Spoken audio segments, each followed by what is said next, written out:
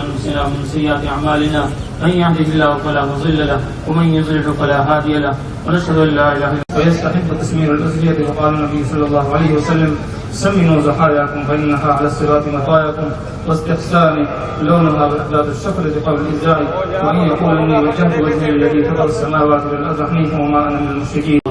या अल्लाह कुरान शुक्र एहसान को कबूल फरमा, इलाहुल आलमीन इसका हक अदा करने की तौफीक अता फरमा।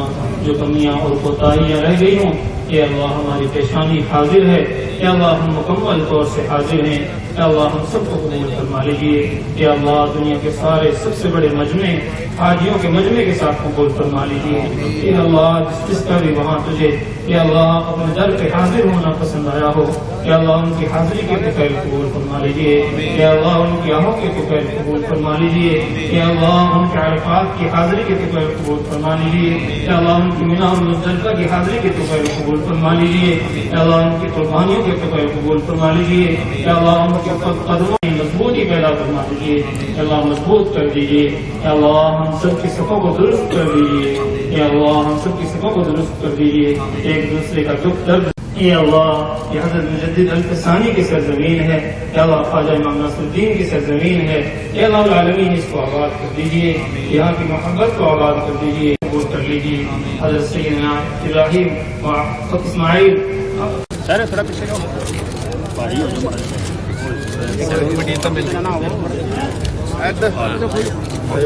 चन्नी जी इधर देखियो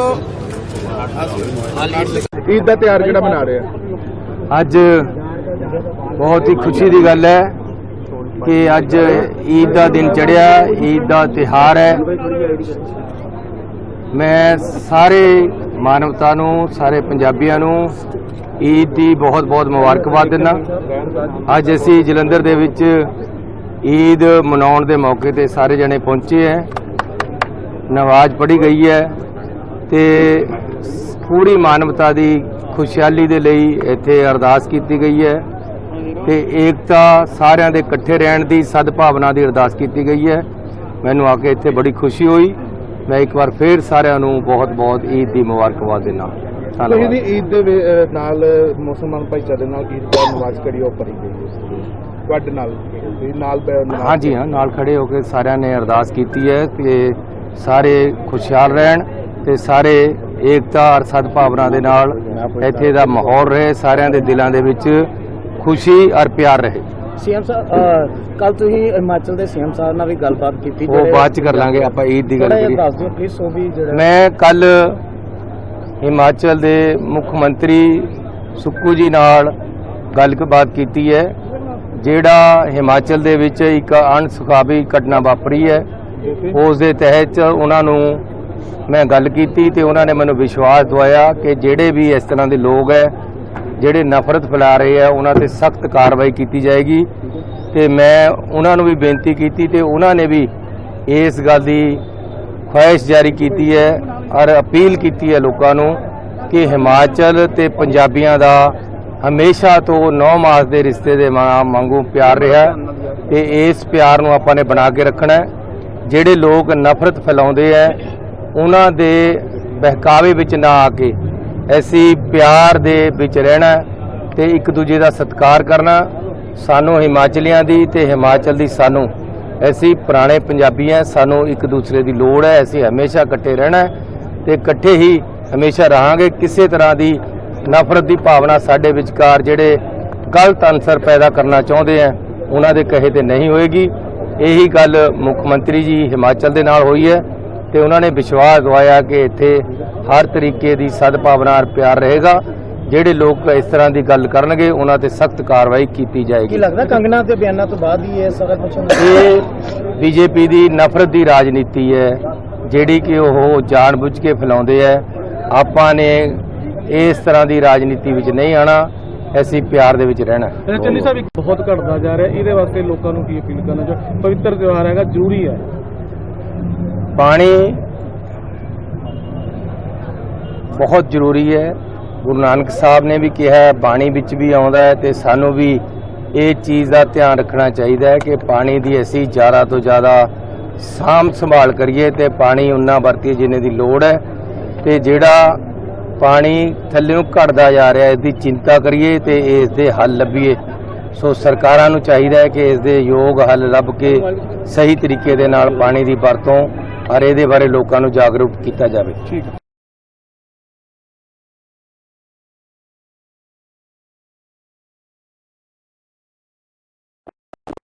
ਉਸ ਵੇਲੇ ਹਾਜ਼ਰ ਹੋਇਆ ਜਿਹਦੇ ਕਰਕੇ ਅੱਜ ਦਾ ਇਹ ਦਿਨ ਹੈ ਜਿਹੜਾ ਕੁਰਬਾਨੀ ਦੇ ਰੂਪ ਦੇ ਵਿੱਚ ਜਿਹੜਾ ਮਨਾਇਆ ਜਾਂਦਾ। ਸੋ ਅੱਜ ਦਾ ਦਿਨ ਇਹ ਸਾਨੂੰ ਸੁਨੇਹਾ ਦਿੰਦਾ ਕਿ ਅਸੀਂ ਜਿਸ ਨੂੰ ਪਿਆਰ ਕਰਦੇ ਹਾਂ, ਜਿਸ ਹਜ਼ੂਰ ਦੇ ਅਸੀਂ ਲੜ ਲੱਗੇ ਹਾਂ, ਉਹਦੇ ਉੱਤੇ ਆਪਣਾ ਸਰਵੱਤਰ ਕੁਰਬਾਨ ਕਰਨ ਦੇ ਲਈ ਹਮੇਸ਼ਾ ਸਾਨੂੰ ਉਹਦੇ ਅੱਗੇ ਆਪਾਂ ਨੂੰ ਪੇਸ਼ ਕਰਨਾ ਚਾਹੀਦਾ। ਔਰ ਅਗਰ ਅਸੀਂ ਆਪਣਾ ਸਭ ਕੁਝ ਉਸ ਪਰਮ ਪਿਤਾ ਪਰਮਾਤਮਾ ਦੇ ਚਰਨਾਂ ਦੇ ਵਿੱਚ ਪੇਸ਼ ਕਰਦੇ ਹਾਂ ਤਾਂ ਇਨਸਾਨ ਨੂੰ ਕਦੇ ਜੀਵਨ ਦੇ ਵਿੱਚ ਕਿਸੇ ਤਰ੍ਹਾਂ ਦੀ ਘਾਟ ਨਹੀਂ ਰਹਿੰਦੀ।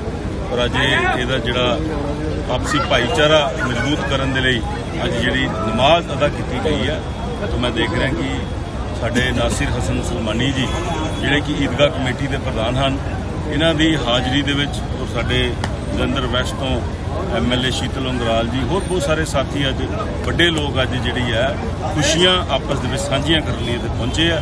ਸੋ ਮੈਂ ਆਪਣੇ ਵੱਲੋਂ, ਆਪਣੇ ਪਰਿਵਾਰ ਵੱਲੋਂ ਔਰ ਆਪਣੀ ਪਾਰਟੀ ਵੱਲੋਂ ਸਮੁੱਚੇ ਭਾਈਚਾਰੇ ਨੂੰ ਅੱਜ ਦੇ ਇਸ ਮੁਬਾਰਕ ਦਿਹਾੜੇ ਦੀ ਬਹੁਤ ਬਹੁਤ ਵਧਾਈ ਦਿੰਦਾ। ਹਿਮਾਚਲ 'ਚ ਜਿਹੜਾ ਪੰਜਾਬੀਆਂ ਤੇ ਹਮਲਾ ਹੋ ਰਿਹਾ, ਉਸ ਬਾਰੇ ਕੀ ਕਹਿਣਾ ਚਾਹੁੰਦੇ ਹੋ ਤੁਸੀਂ? ਦੇਖੋ, ਇਹ ਬੜੀ ਮੰਦਭਾਗੀ ਗੱਲ ਹੈ ਕਿਉਂਕਿ ਹਿਮਾਚਲ ਹੋਵੇ, ਪੰਜਾਬ ਹੋਵੇ ਜਾਂ ਦੇਸ਼ ਦੇ ਦੂਸਰੇ ਸੂਬੇ ਹੋਣ, ਇਸ ਤਰ੍ਹਾਂ ਦੀ ਜਿਹੜੀ ਰਿਫਟ ਜਿਹੜੀ ਬਣਾਉਣੀ, ਮੈਂ ਸਮਝਦਾ ਕਿ ਇਹ ਕੋਈ ਚੰਗੇ ਸੰਕੇਤ ਨਹੀਂ ਹੈ। ਸੋ ਹਿਮਾਚਲ ਸਰਕਾਰ ਨੂੰ ਇਹਦੇ ਉੱਤੇ ਜਿਹੜਾ ਕੜਾ ਐਕਸ਼ਨ ਲੈਣਾ ਚਾਹੀਦਾ ਕਿ ਜਿਹੜੇ ਲੋਕਾਂ ਨੇ ਹਰਕਤ ਕੀਤੀ ਹੈ ਉਹਨਾਂ ਦੇ ਉੱਤੇ ਜਿਹੜੀ ਸਖਤ ਕਾਨੂੰਨੀ ਕਾਰਵਾਈ ਹੋਣੀ ਚਾਹੀਦੀ। ਚਰਨਜੀਤ ਸਿੰਘ ਚੰਨੀਆਰੀ ਕਹਿੰਦੇ ਕਿ ਜਿਹੜੇ BJP ਇਹ ਨਫ਼ਰਤ ਦੀ ਰਾਜਨੀਤੀ ਫੈਲਾ ਰਹੇ, ਇਸੇ ਕਾਰਨ ਸਾਰਾ ਕੁਝ। ਜਿਹੜੀ ਨਫ਼ਰਤ ਦੀ ਰਾਜਨੀਤੀ ਦਾ ਜਿਹੜਾ ਬੀਜ ਹੈ, ਇਹ ਕਾਂਗਰਸ ਨੇ ਪੈਦਾ ਕੀਤਾ। ਇਸ ਵਾਰ ਵੀ ਇਲੈਕਸ਼ਨ ਦੇ ਵਿੱਚ ਕਾਂਗਰਸ ਨੇ ਦਲਿਤ ਸਮਾਜ ਦੇ ਜਿਹੜੇ ਲੋਕ ਸਨ ਉਹਨਾਂ ਨੂੰ ਇਸ ਗੱਲ ਕੇ ਡਰਾਇਆ ਧਮਕਾਇਆ, ਔਰ ਇਹਨਾਂ ਦੇ ਜਿਹੜੇ ਪ੍ਰਧਾਨ ਹੈ ਰਾਹੁਲ ਗਾਂਧੀ ਜੀ ਔਰ ਸਾਰੀ ਕਾਂਗਰਸ ਨੇ ਜਿਹੜਾ ਸੰਵਿਧਾਨ ਦੀਆਂ ਇੰਨੀਆਂ ਹਜ਼ਾਰਾਂ ਦੀ ਤਾਦਾਦ ਦੇ ਵਿੱਚ ਜਿਹੜੀਆਂ ਕਾਪੀਆਂ ਮੰਗਾਈਆਂ ਤਾਂ ਕਿ ਉਹ ਸਟੇਜਾਂ ਦੇ ਉੱਤੇ ਲਹਿਰਾਈਆਂ ਜਾ ਸਕਣ, ਦਲਿਤ ਭਾਈਚਾਰੇ ਨੂੰ ਡਰਾਇਆ ਜਾ ਸਕੇ, ਦਲਿਤ ਭਾਈਚਾਰੇ ਦੇ ਮਨ ਦੇ ਵਿੱਚ ਇੱਕ ਡਰ ਪੈਦਾ ਕੀਤਾ ਗਿਆ ਕਿ ਅਗਰ 400 ਪਾਰ ਸੀਟਾਂ ਆਂਦੀਆਂ ਭਾਰਤੀ ਜਨਤਾ ਪਾਰਟੀ ਦੀਆਂ ਤਾਂ ਇਹ ਸੰਵਿਧਾਨ ਤੋੜ ਦਿੱਤਾ ਜਾਏਗਾ। ਤਾਂ ਕਿਤਨਾ ਕਿਤੇ ਜਿਹੜੀ ਨਫ਼ਰਤ ਦੀ ਰਾਜਨੀਤੀ ਹੈ ਇਹ ਕਾਂਗਰਸ ਪੈਦਾ ਕਰਦੀ। BJP ਦੀ ਜਿਮਨੀ ਚੋਣਾਂ ਨੂੰ ਲੈ ਕੇ ਕਿਸ ਤਰ੍ਹਾਂ ਦੀ ਤਿਆਰੀ? ਦੇਖੋ, ਸਾਡੀ ਪੂਰੀ ਤਿਆਰੀ ਹੈ। BJP ਨੇ ਆਪਣਾ ਸਾਡਾ ਪੂਰਾ ਲਾਓ ਲਸ਼ਕਰ ਹੈ ਜਿਹੜਾ ਵੈਸਟ ਹਲਕੇ ਦਾ ਅਸੀਂ ਪੂਰਾ ਲਾਮਬੰਦ ਕੀਤਾ ਔਰ ਅਸੀਂ ਪੂਰੀ ਤਿਆਰੀ ਦੇ ਨਾਲ ਚੋਣ ਲੜਾਂਗੇ। ਕੌਣ ਉਮੀਦਵਾਰ ਹੋਵੇਗਾ? ਉਮੀਦਵਾਰ ਕੌਣ ਹੋਵੇਗਾ?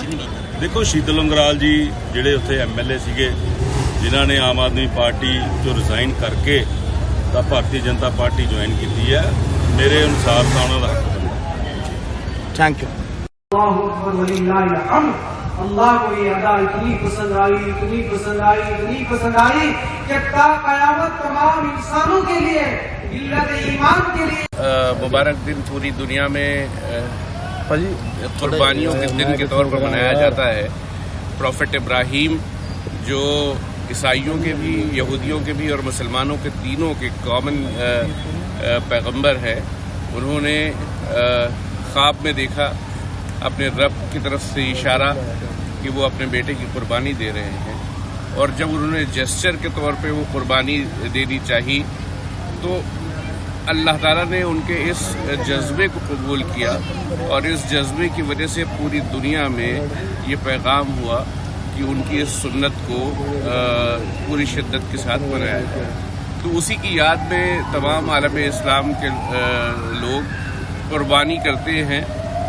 सिंबॉलिक है ये, लेकिन इसका मकसद ये है कि इंसान ये समझे कि उसको आपसी ज़िंदगी के अंदर किस तरीके से बेहतर ज़िंदगी गुजारनी है, एक दूसरे के साथ कैसे मिलजुल के रहना है।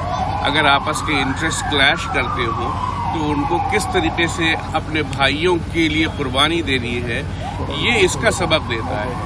कुर्बानी का मकसद ये नहीं होता कि हमने कहीं किसी जानवर की कुर्बानी दे दी है। कुर्बानी का सीधा मकसद ये है कि इंसानी रिश्तों के लिए किस तरीके से आज के दिन में पैगाम दिया जा सकता है। इसी मौके पर प्रॉफेट मोहम्मद सल्लल्लाहु अलैहि वसल्लम ने पूरी दुनिया को पैगाम दिया, और आज का दिन एक बहुत मुबारक दिन के तौर पर भी देखा जाए कि उन्होंने फरमाया कि ऐ पूरी दुनिया के इंसानों, तुम सब एक आदम और एक हव्वा की औलाद हो और इसलिए सब बराबर है। आज के दिन में उन्होंने कहा कि गोरों की कालों पर, कालों की गोरों पर, किसी कंट्री से ताल्लुक़ रखने वाले, कोई अरब है या अरब से बाहर है, तमाम लोग जो हैं वो बराबर हैं। और इस बराबरी का पैगाम उन्होंने आज के दिन पे दिया।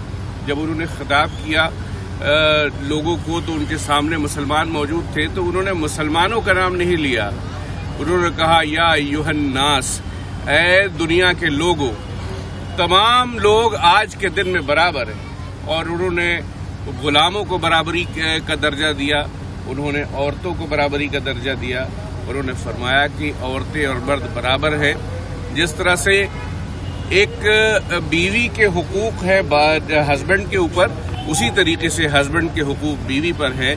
तो सभी एक दूसरे के बराबर हैं और सबका ख्याल रखा जाए।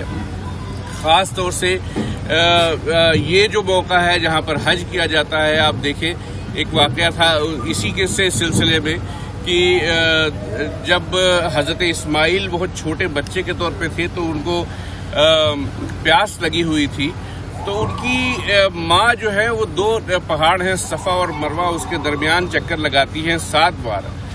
तो अल्लाह ताला को उनकी ममता इतनी ज़्यादा पसंद आई कि उन्होंने पूरी दुनिया के मुसलमानों के लिए ये ऐलान कर दिया और आज के दिन सारी दुनिया के मुसलमान उस सफ़ा और मरवा के साथ चक्कर लगाते हैं सिर्फ उस ममता को याद करने के लिए। तो आज का दिन औरतों की डिग्निटी का है, आज का दिन गुलामों की डिग्निटी का है। फरमाया अल्लाह के रसूल ने कि गुलाम और मालिक सारे बराबर हैं। उन्होंने कहा कि तुम लोग जो खाते हो वो अपने गुलामों को खिलाओ, जो तुम पहनते हो ठीक वैसा ही अपने गुलामों को पहनाओ और किसी भी तरीके से उनके साथ ज्यादती न करो। तो आज का दिन आलम इंसानियत में एक दूसरे के लिए बराबरी का पैगाम देता है, एक दूसरे को नफरत छोड़ने और मोहब्बत के साथ ज़िंदगी गुजारने का पैगाम देता है, औरतों के साथ बेहतर सलूक करने का पैगाम देता है। आज का दिन गुलामों के साथ बराबरी का सलूक करने का पैगाम देता है। आज का दिन बहुत ही मुबारक है और अगर हम इस पैगाम को अपनी ज़िंदगी में उतार लें तो हमारी ज़िंदगियां जो हैं वो बेहतर हो जाएं और हम अपने एक देश को ज़्यादा बेहतर तरीके से तरक्की की जानिब ले जा सकते हैं। की सुबह से लेकर 13 की असीर तक हर फर्ज नमाज के बाद आवाज बुलंद इसको पढ़ा जाए। अल्लाह को ये किताब इस कदर पसंद है। मेरे अजीज, सिर्फ एक वाक़े की तरफ हमारी नजर जाती है हमेशा, जो मशहूर है, मारूफ है और आज के दिन से जिसकी जिंदगी जीने का हुक्म दिया गया है। हर एक इंसान को ये कहा गया है कि अदल के साथ, इंसाफ के साथ, एहसान